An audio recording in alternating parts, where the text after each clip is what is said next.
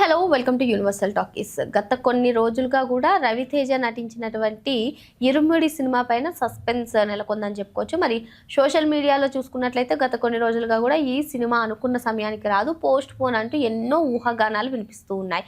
మరి ఇరుముడి సినిమాకి వస్తే అటు భక్తి భావంతో కానివ్వండి, తండ్రి కూతుళ్ళ మధ్య ఉండే ఎమోషన్ చాలా బాగుంటుంది ఈ సినిమాలో అని చెప్పి చాలా ఆసక్తికరమైనటువంటి కథనాలు వినిపిస్తూ ఉన్నాయి. అయితే ఫస్ట్ రవితేజ చాలా మాస్గా కనిపిస్తారు. ఆ తర్వాత తండ్రి కూతుళ్ళ అనుబంధం, మరి ఆ టైంలోనే అయ్యప్ప స్వామి మాల తీసుకోమని దీక్ష చేయమని కూతురు అడగడం, మరి కూతురు అడిగిన ప్రకారం ఆయన ఫాలో అవడం, ఈ విధంగా కథ సాగుతుందని చెప్పి నెట్టింట కొన్ని కథనాలు వచ్చాయి.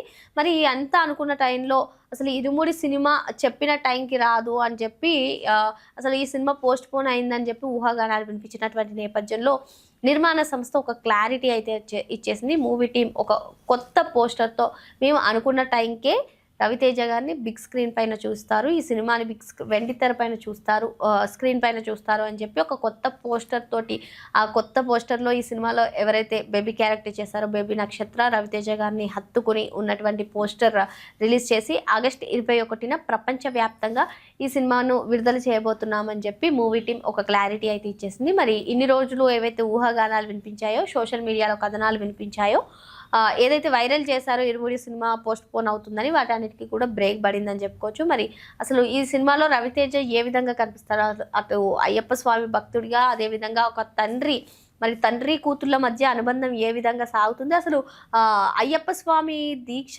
ఎందుకు చేస్తారు, కూతురు అంటే ఎటువంటి సంఘటనలు జరుగుతాయి, మరి ఫ్లాష్ బ్యాక్ ఏమన్నా ఉంటుందా, మరి ముందు మాస్గా రవితేజ కనిపిస్తారు, ఇటువంటి అన్నీ కూడా ఆసక్తికరంగా మారాయి.